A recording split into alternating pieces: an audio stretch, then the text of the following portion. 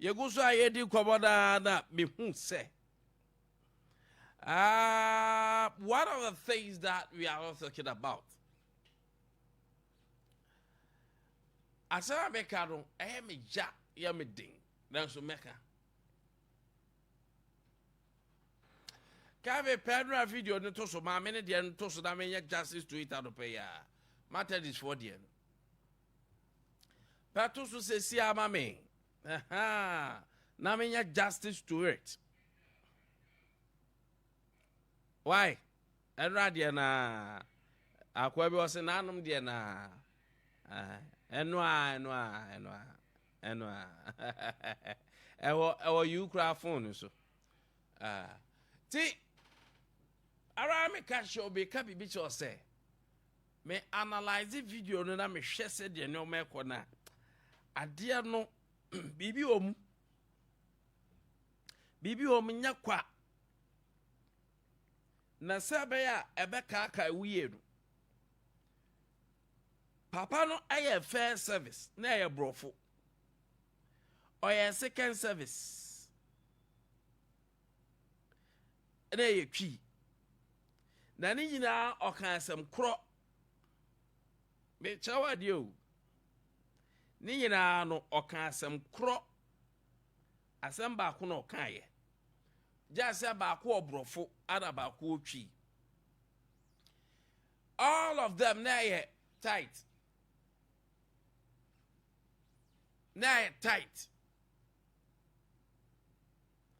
na that's my papa ka so hwetwero na osinipa bia ontwa ne tight bia wabonya me kro no and it's in the scriptures ejo ka ne brofo mo hwa brofo de ne ma me ne sermon on brofo me say asem ne ra me omde ba me hwe ni ya maka say bi video no me hwa no from different angle and perspective timito al ka che mo say ade we de as agenda too much as a calculated on person man line obi because senka obi na ka sorry o emphasize o pe content no afa ne phone neke eni egusu naka ano kra dia meka say nipa ne pe content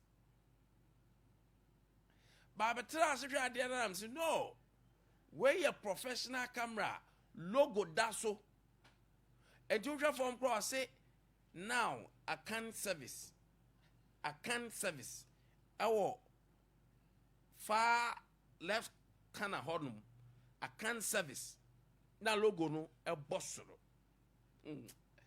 la o we ka shem say Methodist Bishop Beka say ma me na pacho na papa nso so or the achan ba me can cry him say it goes beyond the Methodist Bishop Bay the Methodist Bishop Bay no be can cry him plain say optics for the media no or be say be kata nyoma bi so ha aye say aboa bi ayi no eni na wo batase no enye mistake ade ya mami ye agenda a political agenda now what this they tell me can the American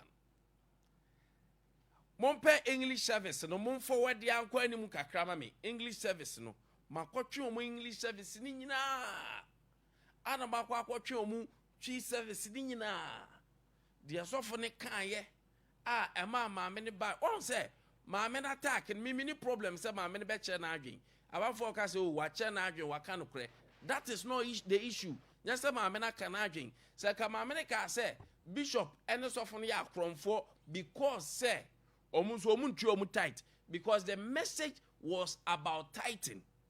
And what the pastor said, say won tight according to scripture no what bonyankopon krono e say anything na ma many want to attack the pastor or anasa chenadwa it should be on tithing not on any other thing it should be on tithing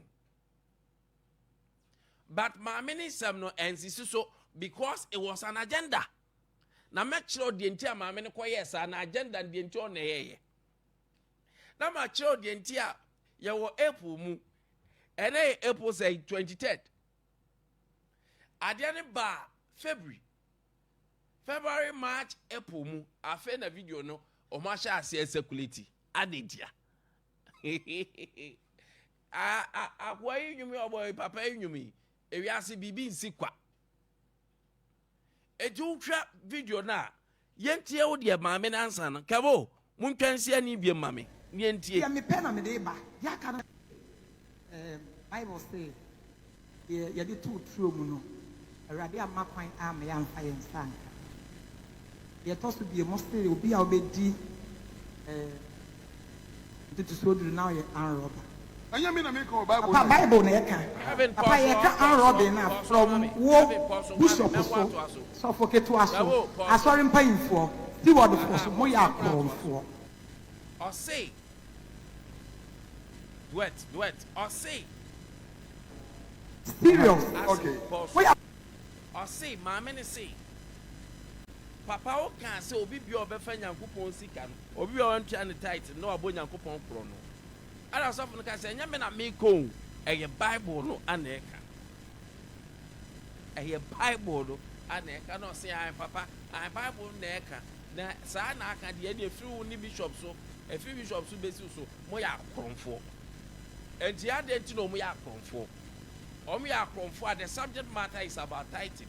They say ni bishop ni so fun ti o mu tight enti o mu ya akromfo because my meaning in pay face tight and cause of no per method is for structure and system and call resident pastor ni ko ana the second bishop ana the diocesan assistant ana diocese or ana society ni owo mu enko ni ho enti dia na ma papa ni e kromfo me say dia cause wo nyame aso dem no enya anho a ebiasi Orthodox churches no any story bebre me wa obi oyi chairman of a church ewu na chairman of church na wu no ase me ba say make because me nyoma related to church am pese me ka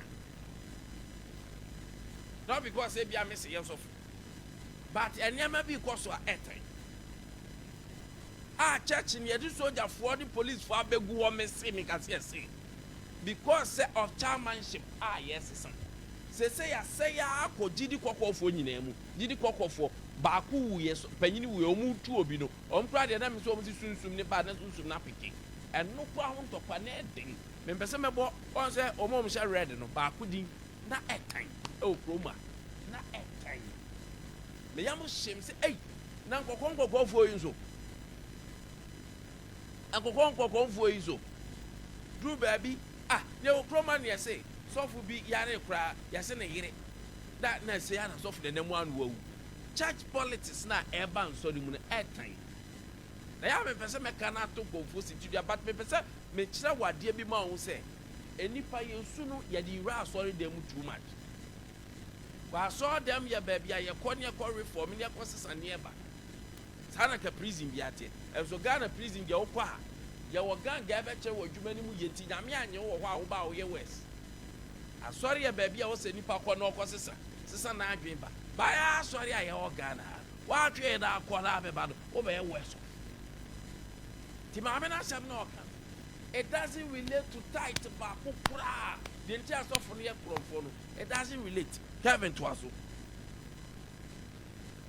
akromfo papa wo kasa no sa ka division ho say say wo gba mi wu untua tight obi bi wu momma oto from one ka say obi bi wu a yemfa tight enkotua one ka so what am hu say utie maame na anti sofo no kan sem yenu one on tight one on say obi bi wu a untua tight e ma no maame ne did the right thing by because asa na sofo no kan no enya Bible bu nya Nyankopon asem e matter this for hyehyeye ana sofo nyo na ehye matter this for hyehyeye eye omu nyina na hyehyeye from bishop no be sim so eti maame no na I said fantastic what nyame emma adwen ba the relevant because welfare is different from tithe obi ntua ne welfare ana beka so contribute and for that matter church beko but yen this can free welfare prophecy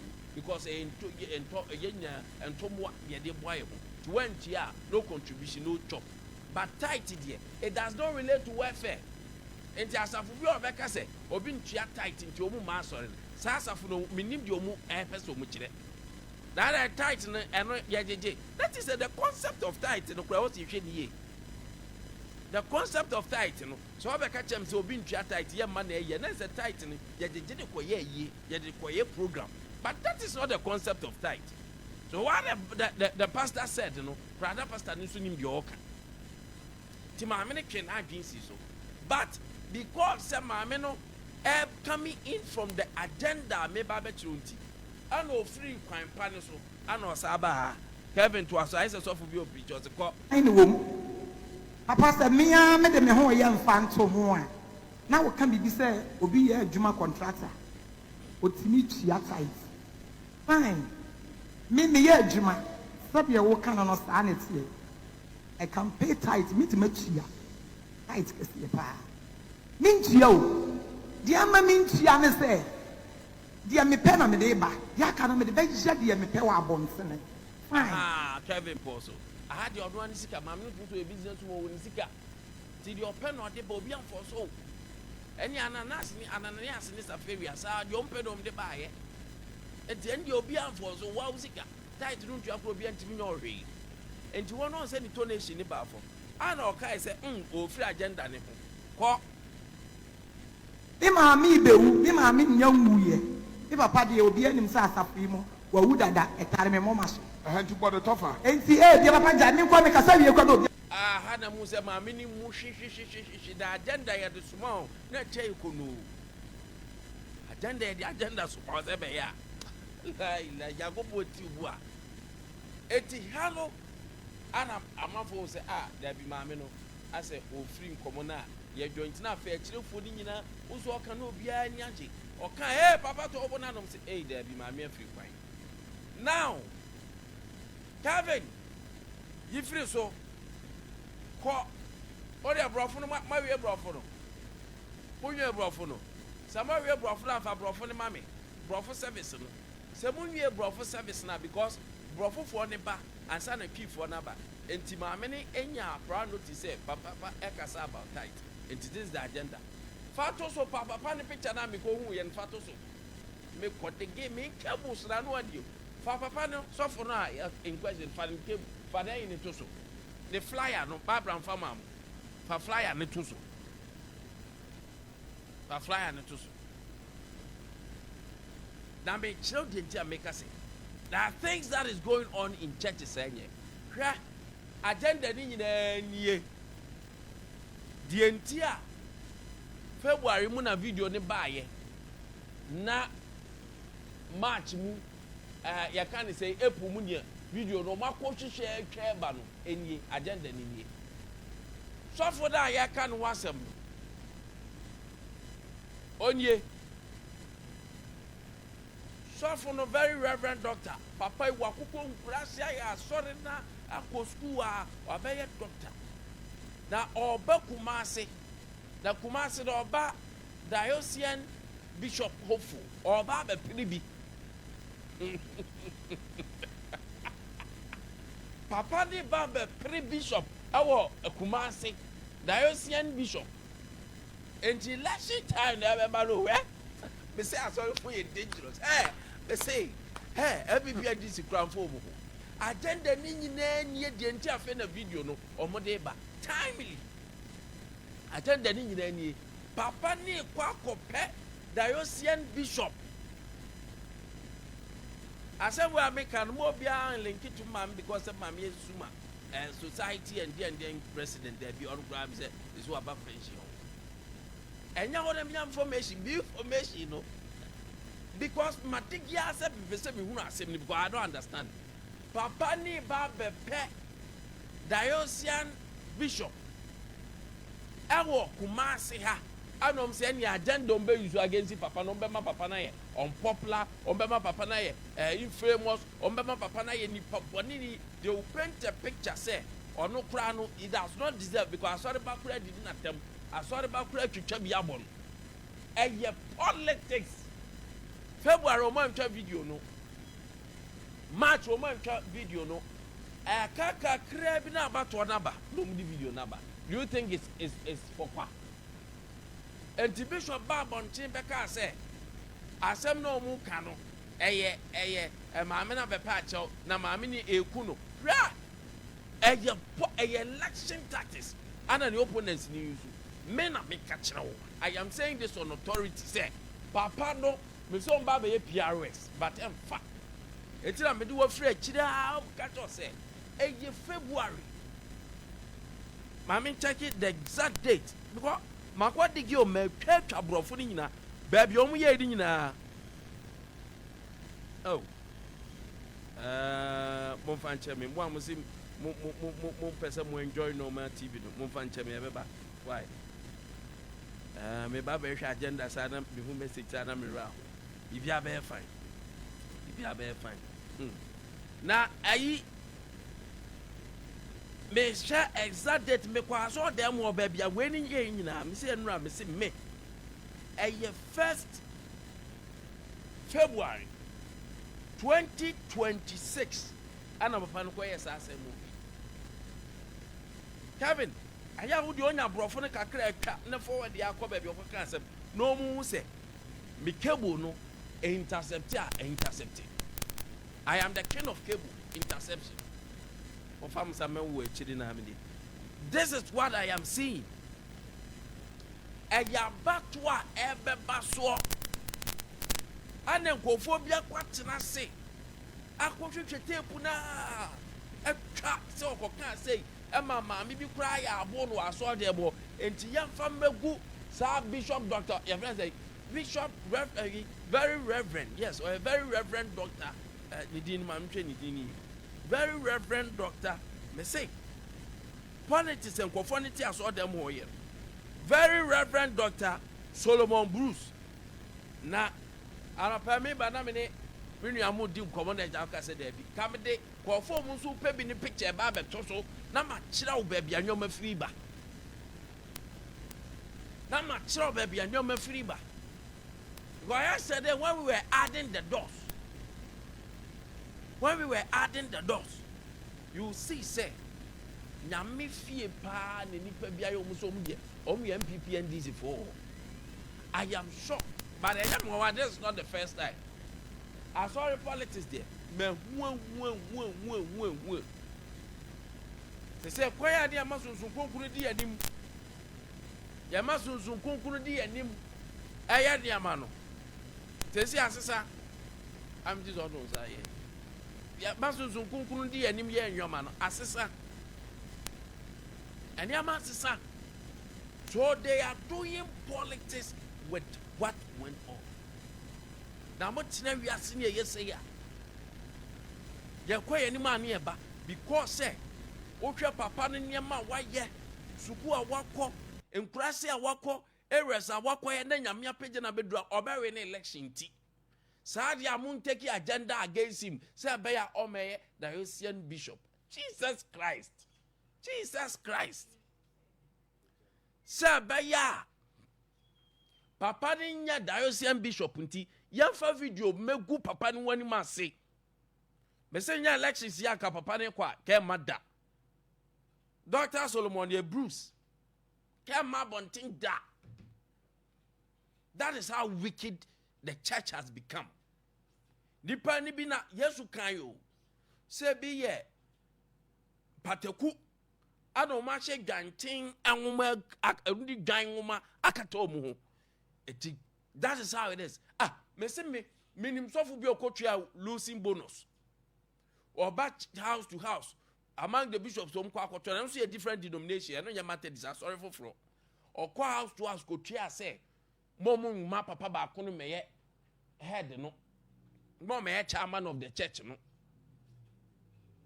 eh bishop emeka je say maame no abe pacho and it's okay wa unko for bishop finance form wa unko for no from Professor Bishop unko for no head of Methodist unko for ni bi ana edi we ya ba abonte and the Methodist won se mabeto abonte because Methodist no church ye ni mo for this. Methodist is one of the Orthodox church not ye did a Methodist everything is methodologically methodologically I'm teacher from guys Methodist method, beyond the method in the tone here. But people are in your church, people are in the pastoral fraternity. Ya manofo, Oma drink your full stomach. And yes, Omu Babe, the Russian bishop, no, Abu Asaf, no, Papa, or who made that emphasis come on, no, because of me, or the Russian bishop, me fan obeying. Why not me fan obeying? Why not me fan obeying? But I am here. Because some of us, we are not close, but we have heard of him. Now, the idea will be young man, somewhere. Me say nipa omuyasa they should bow their head in shame because nyas of no ma bringing into disrepute but a matter is as a funi nyina bro funi ni on forward baby na so funi preach me mpe baby na ma me ne kenkan you know. This is the English service. Me catch us me tumra ma kiresie ati is no no free ayi so ya na benti kumasi diocese de mo mfa ma no sa adwen we trim nyanyai. Even we saw the origin of Titan from Genesis chapter 1, 2, 3. That right from creation, though God created everything and endowed man with authority to have everything that he has created, God told humankind that for this tree, you can eat everything, leave this part for me. Do not touch it. Those of you remember, say, do not touch it. And do not, oh, you have forgotten. Say, do not touch. And do not eat. Don't touch it. Don't eat it. For if you touch or you eat, you will surely die. So right from creation, God reserved part of his own creation to himself. This one, don't eat it. Reserve it for me. And when humankind disobeyed that commandment of God, we know where we are in today. And the consequence of those disobedience to the commandment of the Lord. So whatever God blesses us, as human, as believers, part of it must not be touched, must not be eaten. You must reserve it for the Lord. And that was the English service. And make sure the time say, I don't want to try English number. Oh, go try Chido. It was an agenda. All because of election in Basso. All because of election at Basso. Yen say will be, yen tanishi will be, yen will be looking stupid, yen will be looking unpopular, yen say in the bat. Namia dream yeni padre. And the amoye no. A matter this as a funina. Adamudi omudin ato disrepute, and the bishop have to come and do PR works. Bishop Baba be chechem, Professor Baba be chechem. Our TV new radio so say. Is that how you are reducing the Methodist Church to because of election? Is that how some of you guys are reducing the entire church to because me at the age of 12 let me preach on Methodist I saw them. We can't crash on at the age of 12 me let me be preach on Wesley Methodist. Now me offer W amwa. Menshia on a from the catechist to the caretaker. At the age of 12, let me preach it. All Methodists I saw them. I'm telling you this. Before me offer Kwabrakese Babesi, Methodists I saw die there walk sunyain you can't say menshia. A boakwa menshia. Side age 12, let me preach you. So and now what the among yourself may reduce Methodists to this level. It's a shame. It's a big shame. Because of election. It's a big shame. I'm saying this on authority. Someone who shall say when you move my idea we must calculate idea to tarnish the image of this man. No. Bunyina mu benya wa so twansa no mako pension. Obi onimu bibia. What it? As a nyame adwuma no ontimi nya obi amfra wo tena fie na dwe ho. That I blame the system too. I blame the system too. Maybe akwa akoduru no.